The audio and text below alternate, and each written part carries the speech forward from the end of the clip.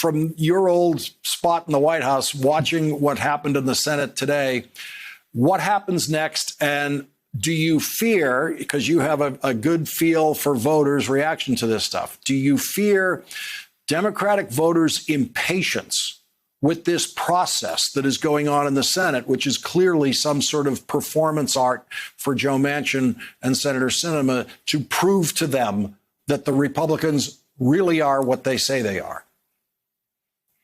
Well, maybe, Lawrence. You know the Senate very well, so this is just what it is. But now Sinema and Manchin have the permission structure, which is so important. Do people have permission structure? Do they have offerings to do something a little bit differently than they were saying previously?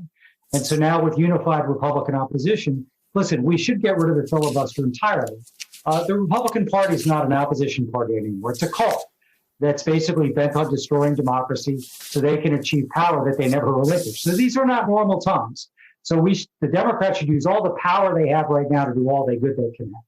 But where we may be headed is a carve-out. Certainly, Mitch McConnell changed the rules to allow Supreme Court justices to be confirmed with 50 votes. Sure, democracy and republic-saving legislation, you could find a way to do a carve-out. And now I think Manchin and Sinema have the permission structure to say, we did all we could, particularly Manchin, who put out a proposal that had voter ID, to say, this isn't on the level. So now we have to move to a change in Senate rules. Policing and infrastructure, that's great. My guess is those are the only areas the Biden White House will get Senate Republican support for. If they do, that's wonderful. But you have to know that everything else, immigration, voting rights, tax changes, more investment in child care, there'll be no Republican senators for that. So you have to operate accordingly, in my view.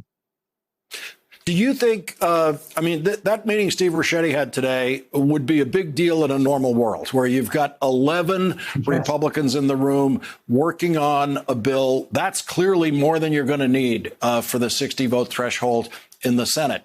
But won't Mitch McConnell at some point pull at least 5 of them back from that negotiation? They'll find something in the final version of the bill that they don't like, because I just don't see how Mitch McConnell can allow Joe Biden to have an infrastructure bill in any form, since it is so popular and would help Joe Biden's support so much. It would be surprising. Mitch McConnell certainly is a place where good ideas go to die. But I do think there may be something where McConnell and other Republican senators, when they get criticized for not working for Biden, could say, no, some of our colleagues were there with them on policing reform.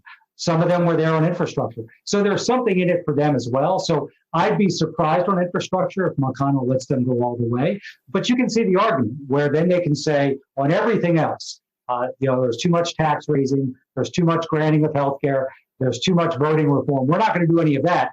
But we were there on policing reform and infrastructure, which, again, would be a good thing. But I think you have to look at this entire package and understand that's what they're up to. Again, I'd be surprised if McConnell gives them that long of a leash, but I could see a scenario where he might.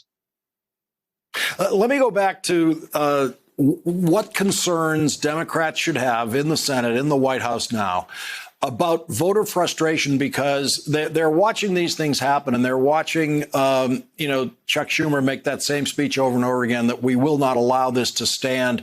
And they don't see any way in which the Democrats can get around the roadblock in the Senate. Well, right. So Democratic voters and activists who work so hard to win back the Senate and the White House, I'm sure are frustrated. I think a lot of Americans who believe we should be a democracy, not an autocracy, are also watching this with great interest. So we now know there's only 2 ways forward. You're not going to get, even if you move the filibuster down to 55, which is something Manchin's talked about, I don't think there'll be 5 Republicans for any compromise. So you're either going to get rid of the filibuster entirely, which we should continue to make the argument for, or you find a carve-out that says, because the threat to democracy is so real, because it's happening all over the country, Manchin and Sinema can say, I didn't want to do this, but the Republicans are serious as a heart attack about ending our democracy. And so we have to take this step. But I think any Democrat who says anything other than that is not being honest. There's 2 ways. We get rid of the filibuster entirely, or we have a carve-out. If we don't do that, then it's all empty words.